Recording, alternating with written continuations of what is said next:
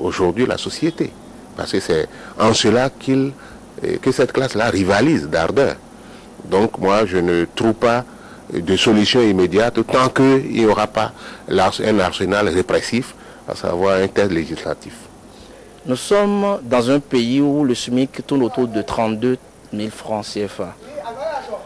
Et nous pensons qu'avec ce SMIC, les Béninois peuvent s'en sortir.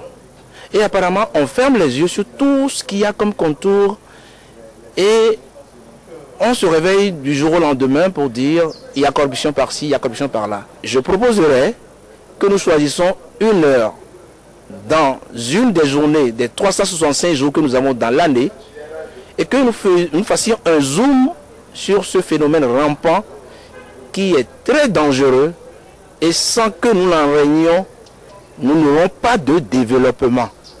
Mais moi je m'y attendais.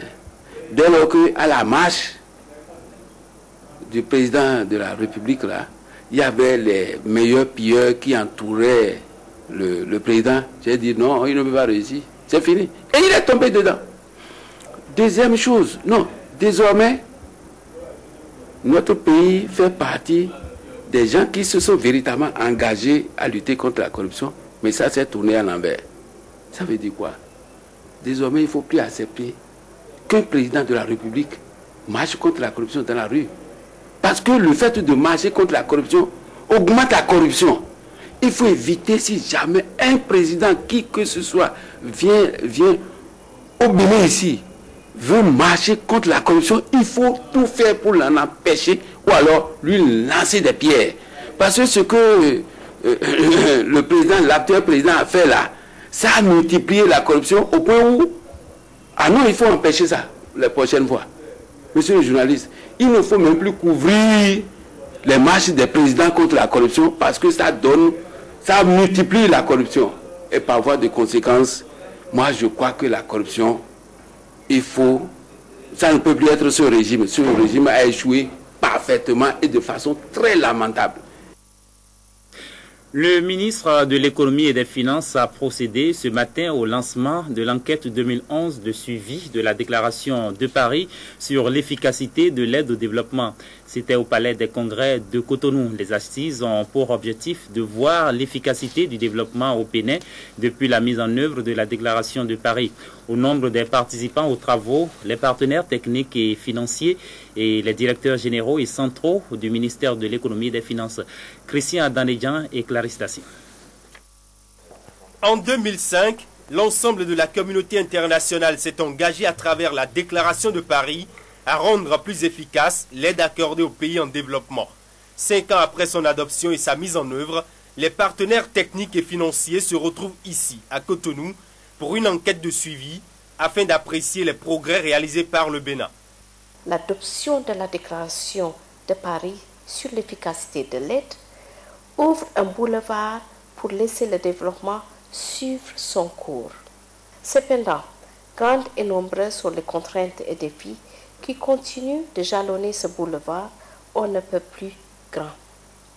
C'est autant d'éléments qui motivent les évaluations périodiques comme celle que s'apprête à faire le Bénin pour permettre de rendre l'aide encore plus en adéquation avec les besoins et les priorités de développement. La déclaration de Paris repose sur 5 principes fondamentaux, à savoir l'appropriation, l'alignement, l'harmonisation, la gestion axée sur les résultats et la responsabilité mutuelle.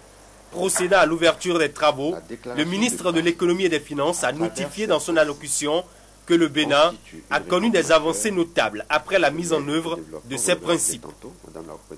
Après la mise en œuvre d'une stratégie de croissance pour la réduction de la pauvreté couvrant la période 2007-2009, la 3e génération de la SRP est en cours d'adoption.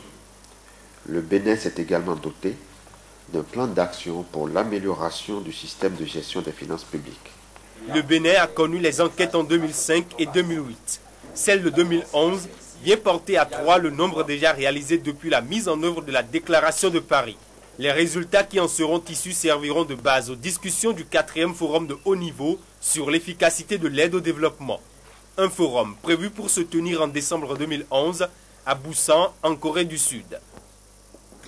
Les apprenants en fin de formation au CIFA, entendez Centre intercommunal de formation appliquée, ont reçu cette semaine leur parchemin. Ces nouveaux diplômés déversés sur le marché de l'emploi font partie de la deuxième promotion des apprenants de ce centre situé à Rugbo, dans la commune de Tofo, et qui forme un agro-pastoral. Ouliat Sanoussi et Julien Kenom. Après 12 mois de formation théorique et pratique dans les domaines agro-pastoral et piscicole, ces jeunes, au nombre de 20, reçoivent ainsi leur parchemin. Tous de la deuxième promotion du Centre intercommunal de formation appliquée CIFA, ils ont pendant cette période suivi avec assiduité les programmes initiés à leur intention par le projet d'appui au développement des alternatives éducatives PADAE, un projet de l'ONG Aide et Action Internationale cofinancé par l'Union européenne à hauteur de 75% et mise en œuvre par Serpadec ONG. En dépit des difficultés inhérentes à toute mise en œuvre de projet, vous avez réussi à faire de ce projet le creuset des alternatives éducatives pour l'Afrique de l'Ouest et de l'Afrique tout entière. Nous avons des raisons de vous féliciter des résultats élogieux atteints en si peu de temps. Chers enfants, le projet d'appui au développement des alternatives éducatives vient de vous apprendre à pêcher au lieu de se contenter de vous donner du poisson. Pour les 3 années de mise en œuvre, le PADAE s'est fixé comme objectif de former dans le cadre du volet agropastoral 3 promotions, soit 60 jeunes promoteurs agricoles. Le PADAE s'inscrit bien dans la stratégie nationale de la formation et de l'insertion socio-professionnelle des jeunes et des adultes. Grâce au projet, les communes d'Alada, Bomassé, Tofo et Zé ont eu la chance de développer et de vivre l'intercommunalité dans un contexte de décentralisation. Cette deuxième promotion de diplômés est baptisée Promotion Jules Honora Hessou, du nom du préfet des départements de l'Atlantique et du littoral. Ce dernier, Honoré, rassure de son soutien pour la pérennisation du projet. À cette promotion, je demande qu'ils tirent le son des textes de La Fontaine dans son livre Le laboureur et ses enfants. Donc ils doivent creuser, fouiller, pêcher, ne laisser nulle place où la main passe ou ne passe.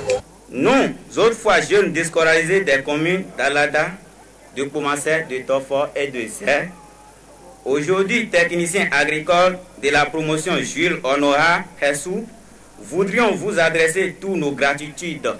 Aide et Action Internationale est une association de solidarité internationale qui vise le développement de toutes les capacités des individus par l'éducation. En attendant le financement à divers niveaux, tous les acteurs ont le regard désormais tourné vers la deuxième phase du PADAE prévue pour démarrer au mois de janvier 2011.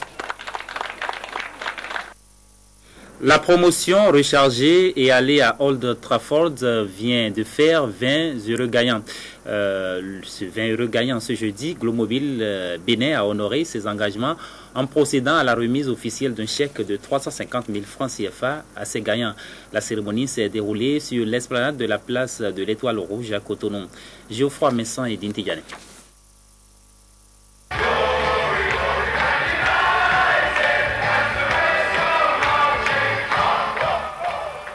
Ils sont 20 à recevoir ce jeudi un chèque d'une valeur de 350 000 francs CFA, fruit de leur participation à la promotion rechargée et allée à Old Trafford initiée par l'opérateur de téléphonie Glomobile Bénin. Cette somme est la preuve que Glomobile honore toujours ses engagements.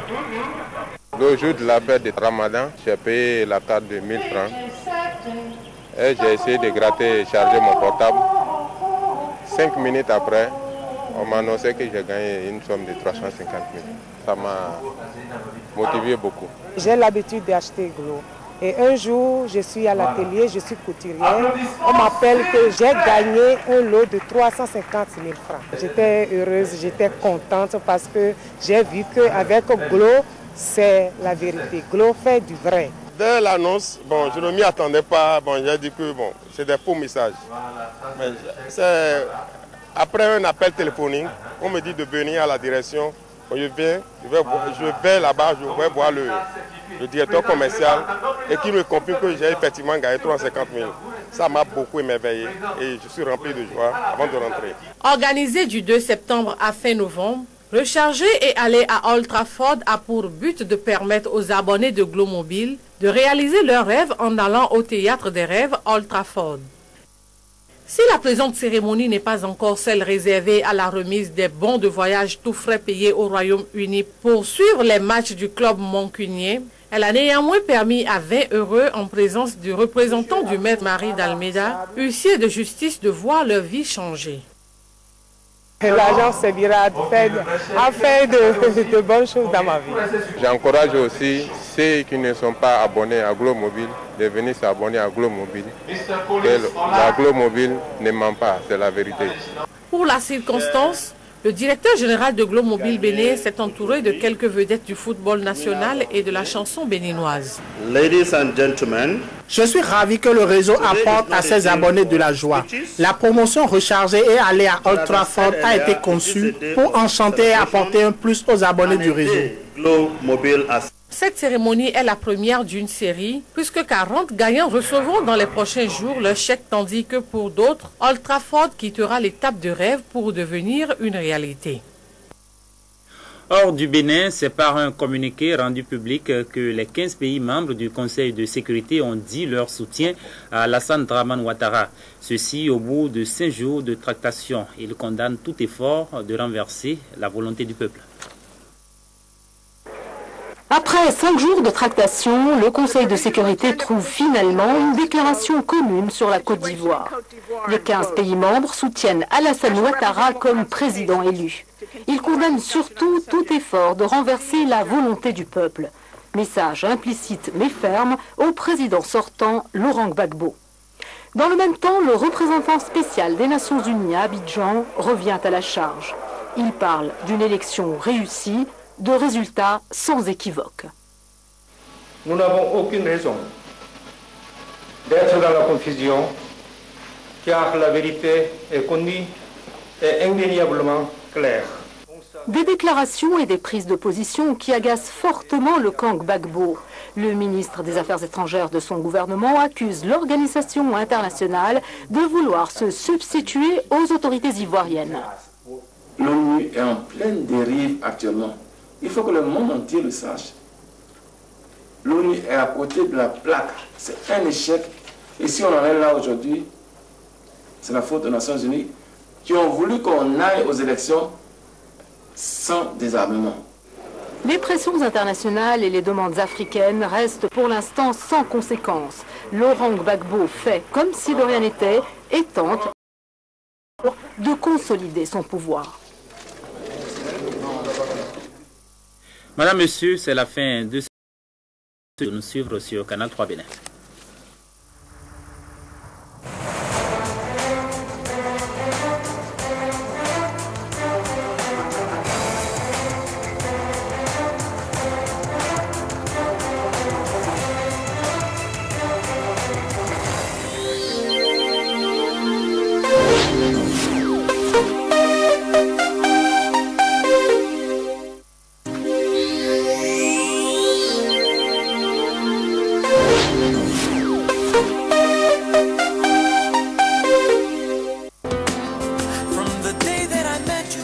Parler couramment